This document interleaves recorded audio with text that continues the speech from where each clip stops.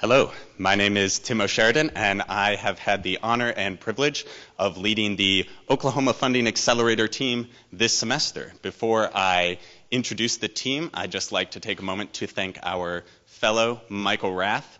He has been my fellow for 2 semesters now, and I wouldn't have it any other way. Sorry, rest of staff. And I would also like to thank our clients. They've been a pleasure to work with, and I know that the interns have learned so much from you. I would also like to point out that 3 out of our 4 clients, or 75% for the math people in the room, see you, Dr. Holmes, are former I-CCEW interns themselves. So what a great legacy that OFA has had to continue here. My team has been so much fun to work with. We've all sort of fulfilled different roles. Riley is our spark plug. She brought energy and enthusiasm to the team meetings. Sam was our straight shooter. He brought honesty and dependability. Jordan was a bit of a wild card.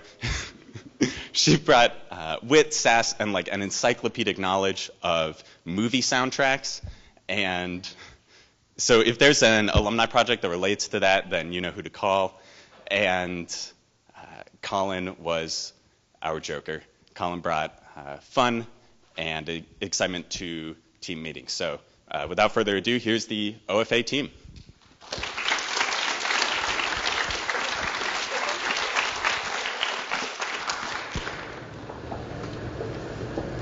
OFA operates a little differently than the other teams.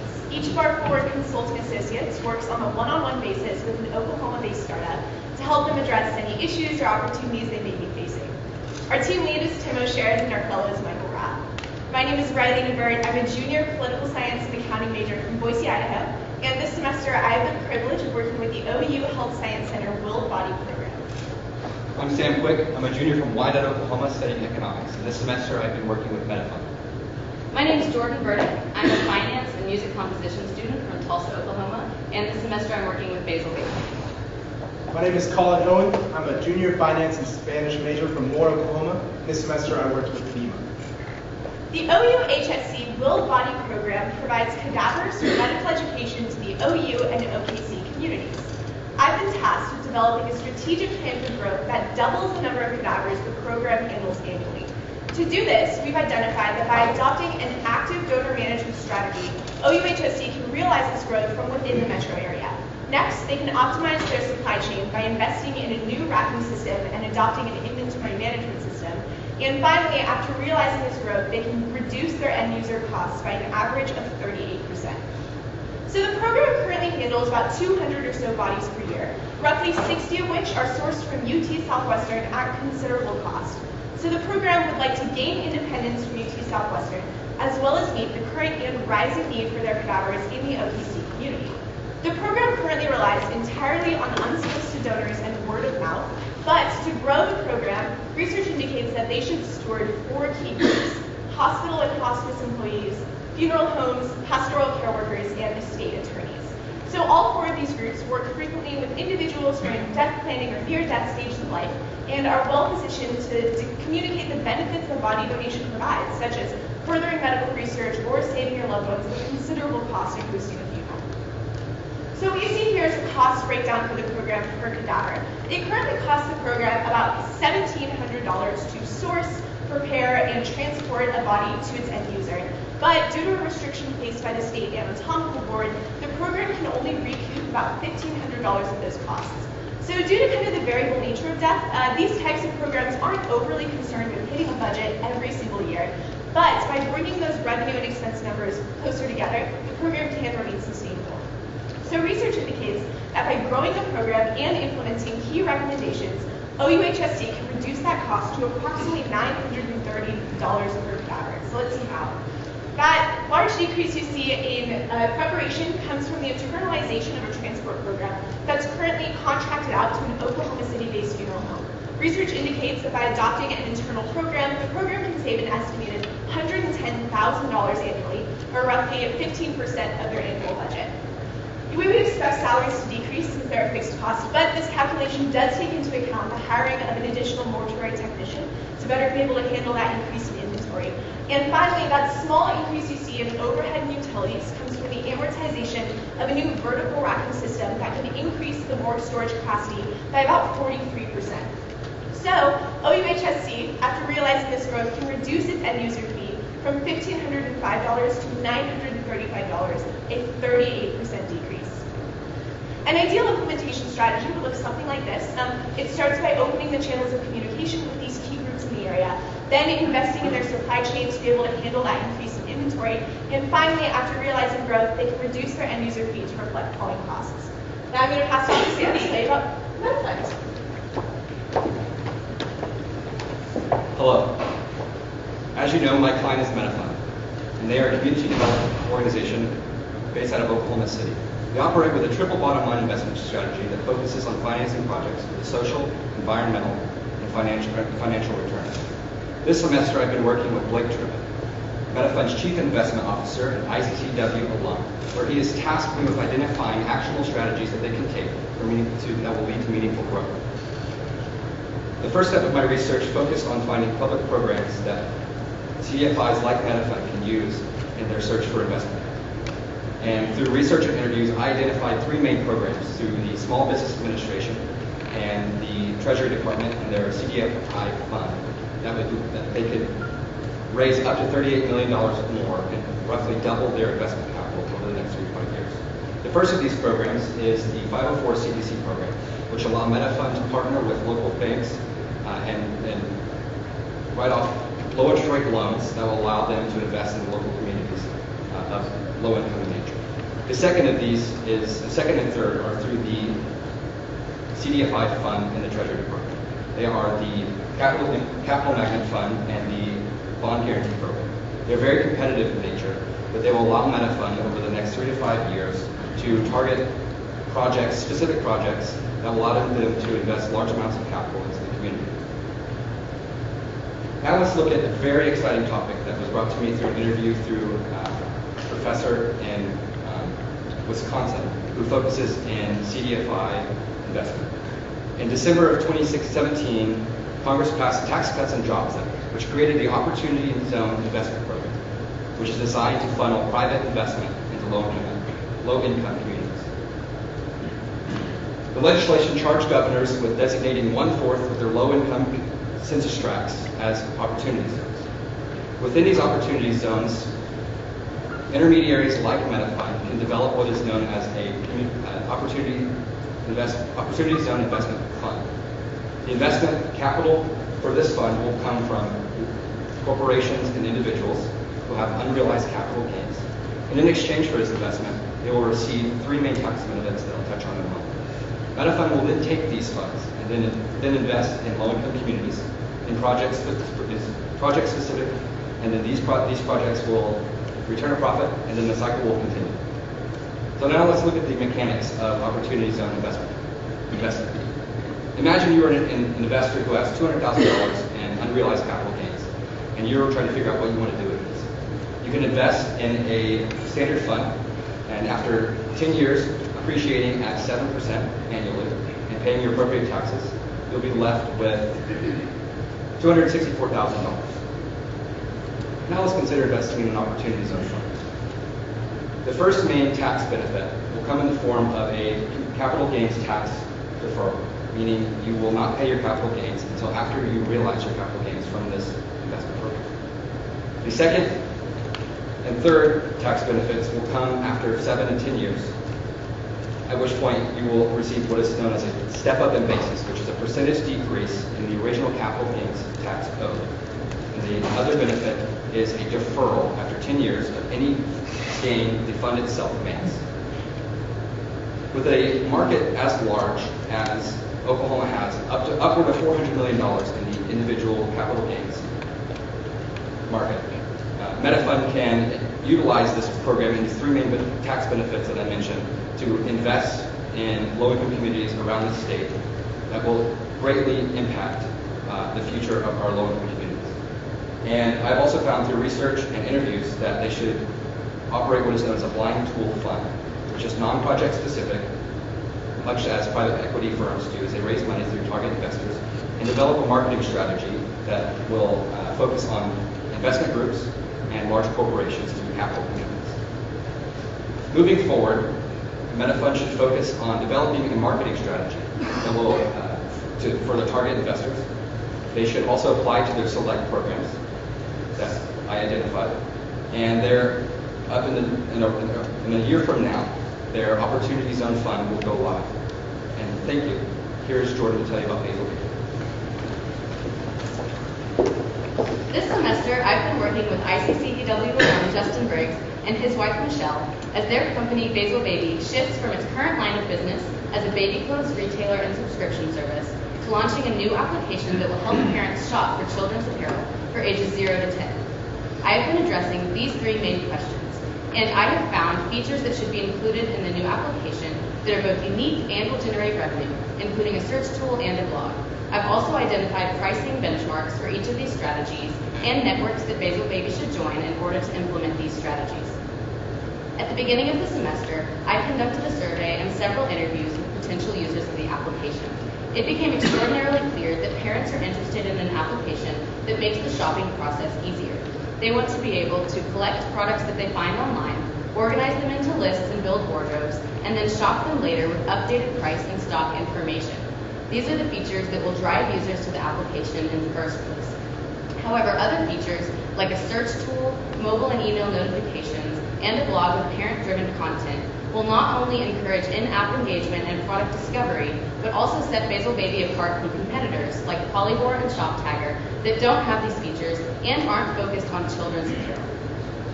These features, as well as the ability to easily size up, will allow Basil Baby to target its user base, which is parents of children ages 0 to 10. Now let's talk about how Basil Baby can make money from this application. The first thing they'll do is join an affiliate network, Bigly. How this works is when a user logs into the application and clicks through to a retailer, if they then make a purchase, Basil Baby will be credited as the initiator of the sale and will earn commissions. I've estimated that Basil Baby can earn about 3.5% commissions on average based on the brands and retailers that potential users were most interested in. For sponsorship revenue, Basil Baby will need to join influencer networks to connect with retailers. The 2 I've identified as the most promising are the Motherhood and Viral Nation. How this works is a retailer has an idea for a campaign and they contact the influencer network who matches the campaign to an influencer like Basil Baby and then negotiates the pricing. Then the influencer publishes the campaign to a blog or social media and gets paid for doing so. Basil Baby could expect to earn about 40 cents per click for an email campaign or a penny and a half per user for a blog or social media post. Then when Basil Baby has developed relationships with these retailers and has enough users to implement a search tool, they can begin soliciting paid product promotions in their search tool. And for this, they should charge about 10 cents per product sale. Using this pricing information, I've forecasted Basil Baby's revenues out 6 years, as well as expenses, including development costs, server costs, and user acquisition costs. As you can see, Basil Baby would begin making a profit in year 5 and then earn $1.5 million in year 6. Moving forward, Basil Baby will be developing the beta version of the application and joining BigLink and the influencer networks. They plan to launch the beta version of the application at the end of the year. Now I'll pass it on to Colin, who will talk about Vima.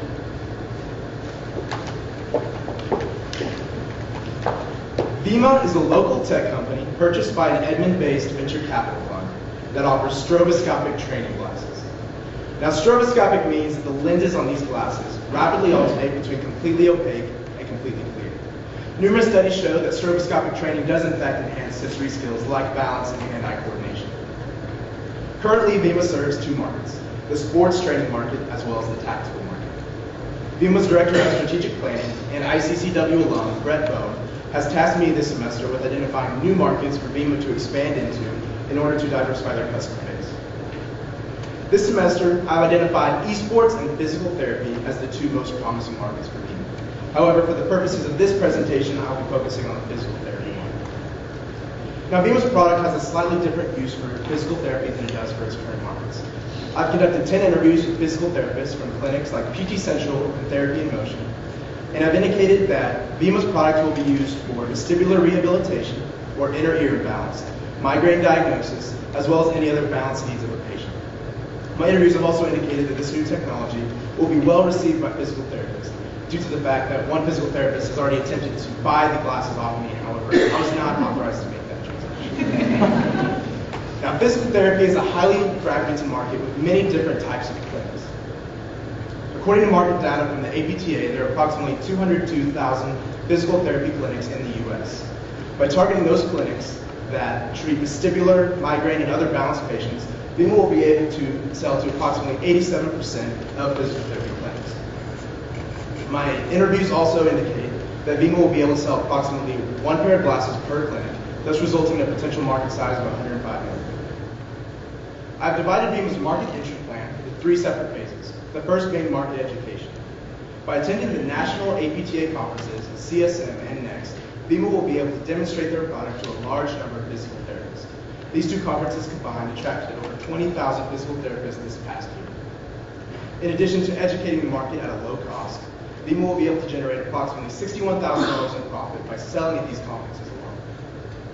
For the second phase, I'll be recommending that BIMA hire an in-house salesperson for the physical therapy market. Currently, they employ an in-house salesperson for the sports market as well as the taxable market. I've identified that a new hire will be able to sell approximately 770 additional units each year, resulting in an additional $245,000 in profit for BIMA. For the third phase, I'll be recommending that BIMA partner with a distributor to reach the maximum number of clinics in a highly fragmented market. Through a distributor, BIMA will be able to sell an additional 1,500 units, and at a 50% cut, we'll be able to profit an additional $375,000 each year from distributor sales. Prior to launching the third phase, it will be important for BIMA to acquire FDA approval, as many distributors do require.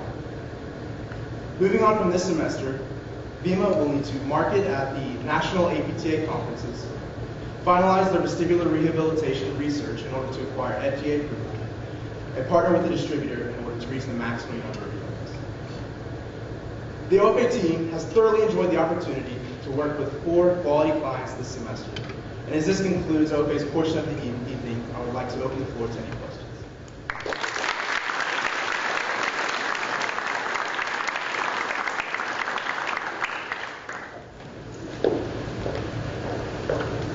Yes. My question is actually for Tina. So you're selling the hardware of the virtual reality tool. Is there a software or recurring product that the company is going to be selling again and again to their clients? Yes. So your question is there a software aspect to being a product that makes this sell? Well, inherently the product produces a flash of light that limits the vision of its users. So inherently it's not a software as much as it is a flash of light that makes it a little more difficult for its users to be able to see. And for vestibular patients, that will help them to rely more on their vestibular processes rather than their eyesight.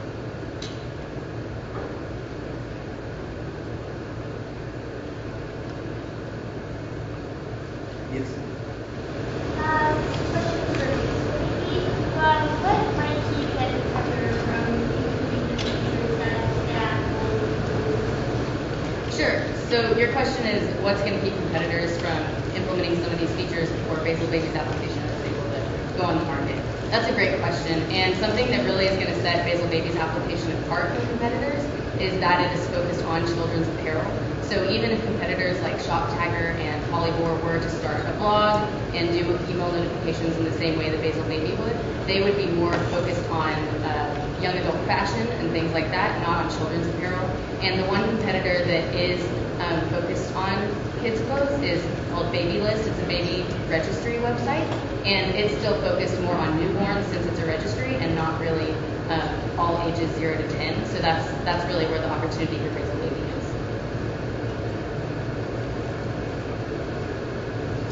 I've got a question for Ryan with the body program. These suggestions seem like pretty intuitive, like kind of why I haven't figured this out already. So my question is, what are some risks or barriers to implementation that you see could be an issue for this program? Yeah, that's a good question. Kind of what are risks moving forward in implementing this never growth? I think one risk may be inherent in just the nature of the state of Oklahoma, is kind of our urban center with a relatively rural, spread out population. So that could be a challenge moving forward for transportation costs, maybe the time of acquisition, things like that. So more related to the situation in California. Yes. Question for Colin, for BEMA. You mentioned that when you're doing the market sizing, this is essentially an opportunity for one unit per physical therapy clinic.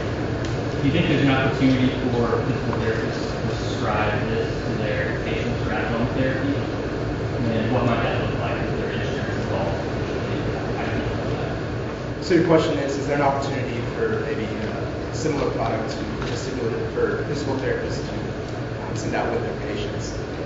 In terms of BEMA's use in the physical therapy market, it is used for vestibular patients who, I believe over 75% are over the age of 60. And so in my interviews with different physical therapists, I have learned that it may not be the safest option to send geriatric patients home with this stroboscopic technology that may be best suited in the clinic under the watch of the trained physicians.